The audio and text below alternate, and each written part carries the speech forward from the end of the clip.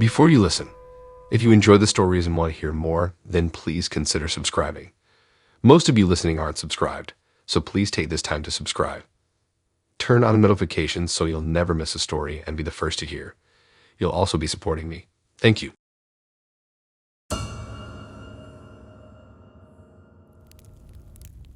I was so excited when my friends told me about this cool new app called Discord. They said it makes it really easy to chat while you're playing video games together online.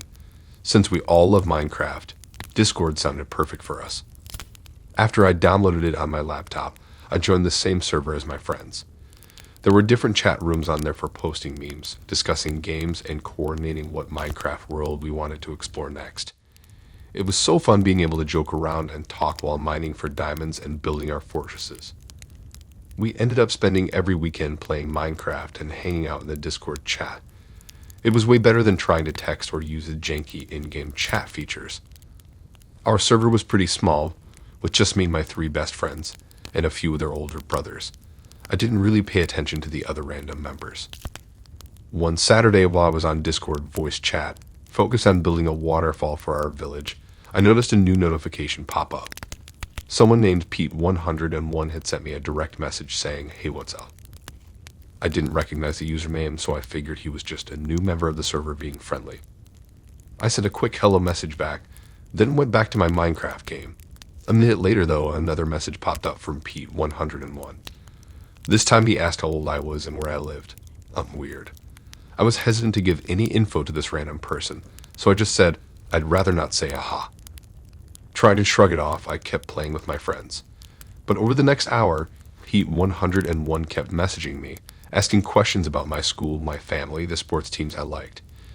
It was seriously annoying to keep getting distracted by this guy's invasive messages. Starting to get irritated, I responded saying I was busy with my friends and couldn't really chat right now. My polite way of trying to end the conversation. I hoped he would take the hint, but nope. The creepy messages just kept coming. The next day after school, I logged back onto the Discord server. As soon as I entered the chat, Pete101 immediately started messaging me again. "I missed you yesterday," he said. Major red flag. I told him I had to go and stopped responding, trying to ignore him. Over the next week, his messages kept escalating, becoming weirder and more personal. He would say things like, "You're so pretty in your profile pic, we should video chat." And "What are you wearing right now, lol?" It was beyond inappropriate and creepy. I started avoiding the Discord server altogether, not wanting to deal with this Pete101 guy's disturbing messages. But then he sent me a friend request on Facebook. I freaked out. How did he find my profile there? I never gave him any of my social media. When I told my friends about the creepy Facebook request, they all agree I should block Pete101 everywhere. I felt nervous changing my privacy settings and blocking him, wondering if it would make this weirdo angry. I was officially scared he was cyber-stalking me, so I knew I had to take action. I went through and blocked Pete101 on Discord, Facebook, and all other social platforms just to be safe. I made all my accounts super private, hoping he would just move on and stop trying to contact and harass me. My friends helped me report his behavior to the Discord admin too. For a few weeks, it seemed that the problem was finally solved.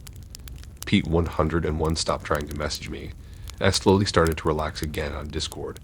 My friends helped he be distracted in the chats and in our Minecraft world too.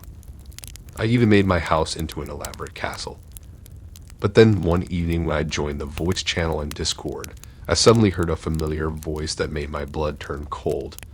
Pete101. How was he still in the server? He must have created a new account. As soon as he heard my voice, he started making creepy comments directed at me. I immediately left the voice channel, but then he sent me even more disturbing private messages, referencing things I had said aloud to my friends. I felt so disgusted and violated. This predator had been lurking in Discord voice chats listening to me without my knowledge, and he was still cyber-stalking me. My hands shook as I urgently contacted the Discord admins again, telling them I feared for my safety. Thankfully, they took swift action. After reviewing the disturbing messages, they IP banned Pete101 from ever accessing Discord again. They also deleted his backup accounts and tightened security on the server. I was so relieved knowing that Creed couldn't reach me again on there. but it was still chilling realizing how easily a stranger can take advantage online. I ended up taking a long break from Discord after that. When I finally did return, my friends and I made a private server just for people we knew and trusted. I was much more careful about sharing personal information too, not wanting another creep like Pete 101 targeting me. Looking back, I'm grateful my friends had my back through the whole unsettling ordeal. We looked out for each other online and went straight to the authorities when things escalated. While it was a scary wake-up call, it taught me to protect my privacy and be vigilant on any app or site where strangers can contact you. I'm just glad Pete 101's disturbing cyberstalking didn't escalate further in real life.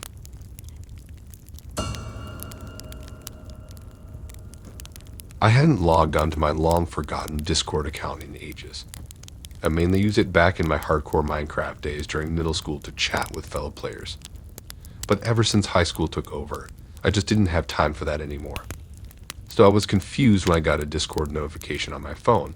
Someone had messaged my account, who even remembered I had that anymore. Curiosity got the best of me, so I logged in to check it.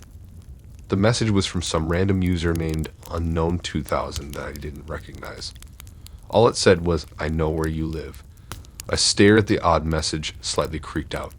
I was about to just block the user when another message popped up. "Check your front door." This was getting weird. I was home alone at the time, so against my better judgment, I decided to actually walk to the front door to look outside.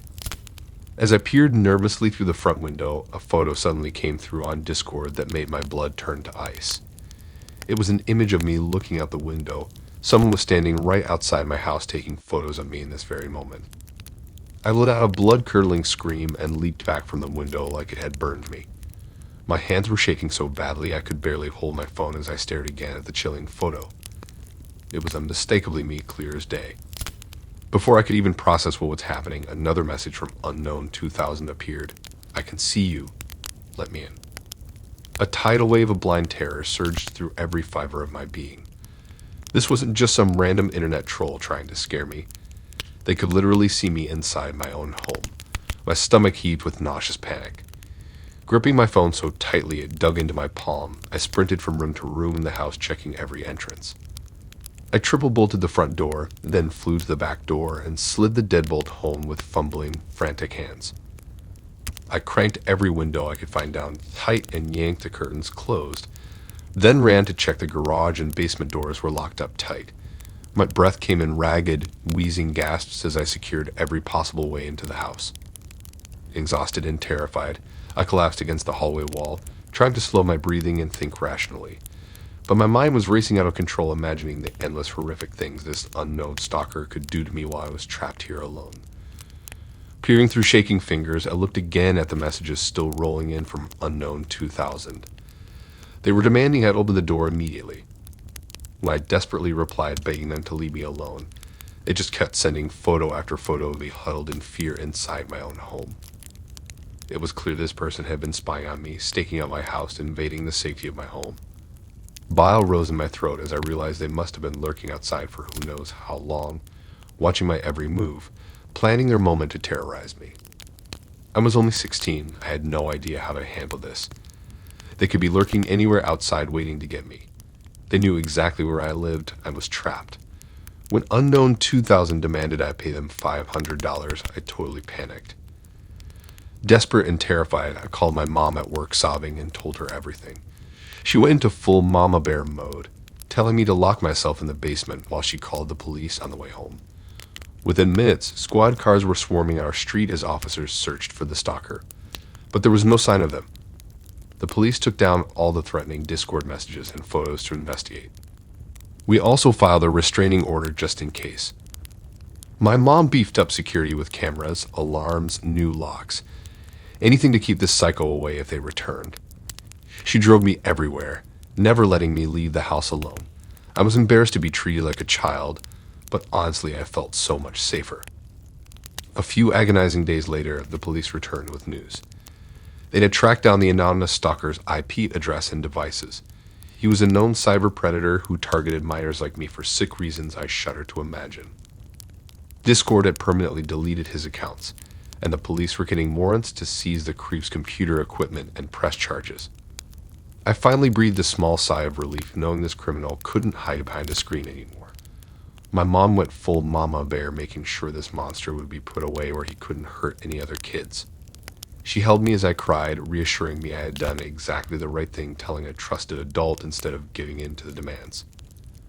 We learned the stalker didn't actually know my address or details. He had just randomly photographed my house to fabricate an elaborate threat and extort me. But the police said he was clearly an experienced predator getting some twisted satisfaction out of terrorizing a vulnerable minor. For weeks afterwards, I struggled to leave the house alone, constantly glancing over my shoulder wherever I went. My mom got me into therapy to process the trauma of being stalked and nearly kidnapped from my own home. But over time, I regained my sense of security. My amazing mom had my back every step of the way. She turned my nightmare into an empowering lesson about courage, vigilance, and the importance of trusting my instincts if anyone gives me creepy vibes. I reset all my social media with ultra-private settings and vowed never again to doubt myself if someone online makes me uncomfortable. Block, report, tell an adult I will not be silent and complicit.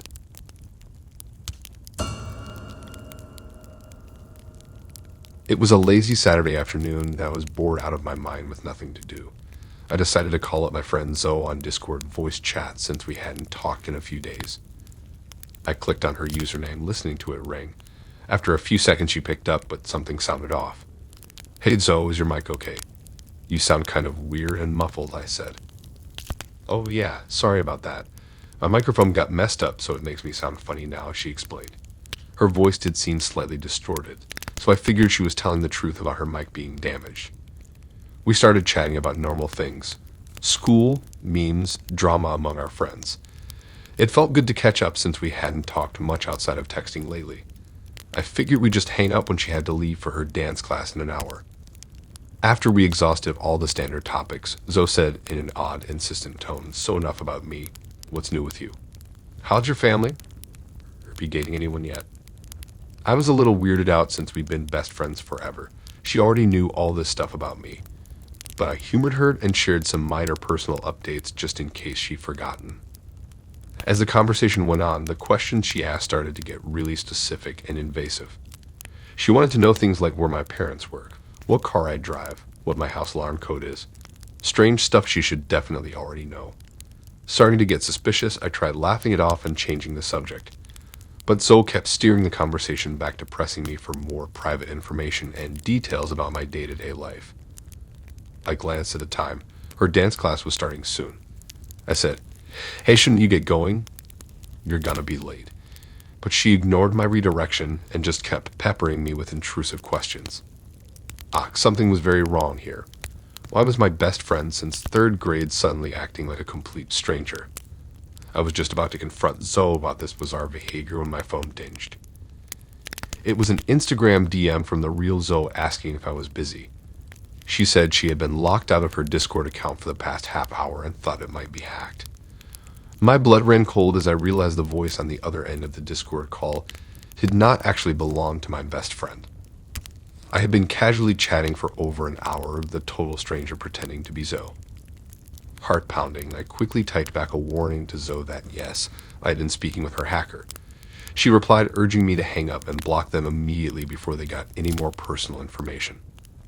My hands shook with adrenaline as I slammed my thumb down on the end call button. How could I have been so stupid? All the bizarre invasive questions should have tipped me off way sooner that it wasn't actually my bestie on the other end. The fake Zoe sent me some angry messages demanding I get back on the call, but I ignored them and went straight to Discord support to report the account hacking. Luckily, they were able to recover Zoe's account pretty quickly. But I was still seriously shaken up knowing I had shared so many details of my personal life with this devious stranger. Zoe felt violated too that someone used her account to take advantage of our friendship and exploit me. We came up with a secret code word to use anytime we get an odd vibe from each other online. That way we can verify we're actually talking to the real person, not an imposter. I also went through and tightened all my privacy settings, info, and contacts. It was a scary wake-up call about how easily my data could be used against me if it fell into the wrong hands. From now on, I would be extra cautious while chatting online. Zoe and I now make sure we do regular video calls so we can actually see each other face to face. And I grew much more skeptical of anything that seems even slightly off about a friend online. My identity, personal life, and safety could have been seriously jeopardized if I hadn't caught on to the increasingly creepy line of questioning. I couldn't believe how much sensitive info this scammer tried to get me to reveal while posing as my bestie. It left me feeling really unsettled to know some stranger now had all these details about my life, relationships, family plans, etc. They could do who knows what with that data, like cyberstalking, identity theft, online extortion. The possibilities were terrifying. The whole incident just reinforced how you can never be too vigilant online these days. Hackers and scammers have gotten incredibly skilled at imitating trusted friends and contacts on social media. I'll definitely learn from this experience and be much more cautious sharing anything personal with online connections unless I can fully verify I'm actually speaking to a real person on the other end. Having my account compromised would be bad enough, but falling victim to social engineering manipulation is even more disturbing. At least Zoe and I came through the creepy ordeal even closer, committed to watching each other's backs. I'm grateful I have people in my life who have my best interests at heart. Not everyone online does, as I unfortunately learned. Thanks for listening in. If you like these stories and want to hear more, then please subscribe and like and support this new channel. We have more stories for you to listen to.